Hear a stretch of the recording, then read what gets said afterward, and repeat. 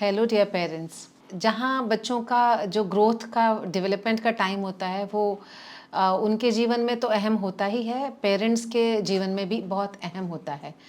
और इसी वक्त पे हमारे परिवार में आपस का जो सामंजस्य है, आपस में एक दूसरे के साथ हमारे जो रिश्ते हैं, ये भी हमारे पेरेंटिंग इफ़ेक्टिवनेस पे, पेरेंटिंग स्टाइल पे और बच्चे को एक सेफ़ एनवायरनमेंट प्रोवाइड करने के पूरे डायनेमिक्स में बहुत असर डालते हैं।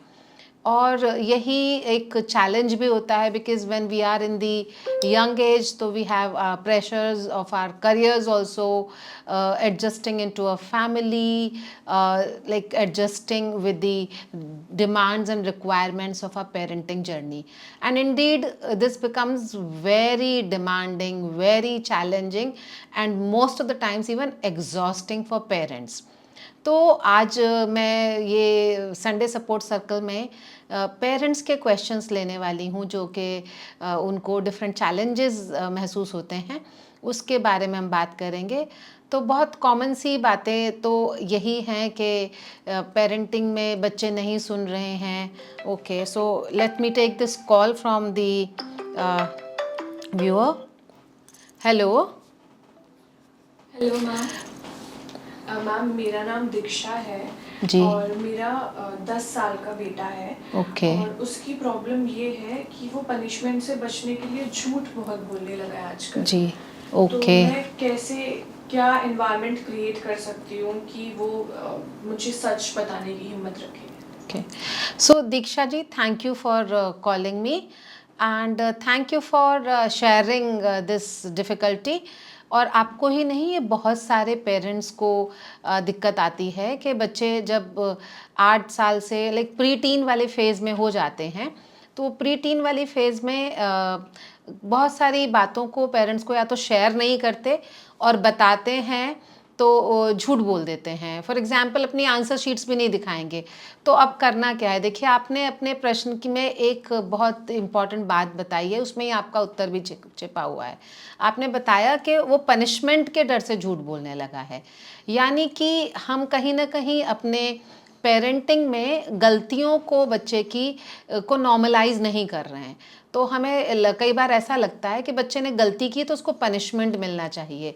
देखिए, making a mistakes is part of life.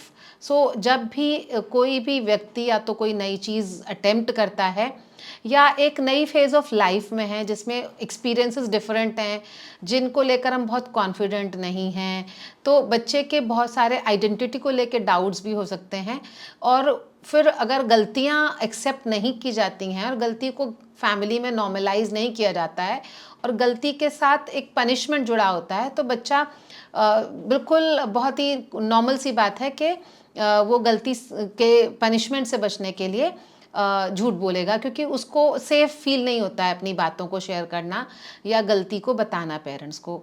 तो सबसे पहले तो आपको ये ट्रस्ट बिल्ड करना है, ये रिलेशनशिप ट्रस्ट वाली अपने बच्चे के साथ बिल्ड करनी है कि बच्चा आपसे कोई भी बात, दुनिया की कोई से भी बात, बड़ी से बड़ी गलती भी आकर आपसे कन्फेस कर सके। फिर आप ये सोचेंगे कि अगर बच्चे ने गलती की और हम उसको पनिश भी नहीं करें तो हम क्या करें। तो ये हमें डिस्कशन इस पे करना ज़रूरी होता है कि गलती की और उसके कॉन्सिक्वेंसेस क्या हो सकते हैं। तो जब बच्चे की समझ में आने लगता है कि कौन सी गलती के कितने छोटे बड़े जैसे भी कॉन्सिक्वेंसेस आ सकते हैं, वो कॉन्सिक्वेंसेस समझने के बाद बच्चे की समझ में आता है कि किस तरह से हमको मिस्टेक्स को प्रिवेंट करना है, अवॉइड करना है। और अगर गलती होती है तो then you must also create a safe space for your child to make mistake, to allow mistakes. क्यों, अगर आप मिस्टेक्स अलाउ नहीं करोगे तो ग्रोथ कभी भी नहीं होगी। I hope that would help you. Thank you. Welcome to Sunday support circle. Keep coming back. Thank you. So dear parents, देखा आपने जाना कि अगर बच्चे गलती करते हैं, गलती बच्चे ही नहीं बड़े भी कोई भी गलती करे, ये बहुत बड़ी बात नहीं होती है। तो डियर पेरेंट्स, देखिए, हमारे फैमिली एनवायरनमेंट का बच्चे के डेवलपमेंट पे बहुत फ़र्क पड़ता है। और एनवायरनमेंट हमेशा ऐसा होना चाहिए कि किसी को भी उसमें बहुत सेफ फील हो, चाहे वो बच्चा है या बड़ा है। और गलतियां हमेशा स्टेपिंग स्टोन्स होती हैं ग्रोथ का। और ग्रोथ अगर जीवन में आपको खुद के में भी चाहिए तो आपको नई चीज़ें अटेम्प्ट करनी चाहिए और गलतियां करनी चाहिए। बस बात यह है कि एक गलती को बार बार रिपीट नहीं करें, अपनी गलतियों से सीखें। तो I hope this would help you all.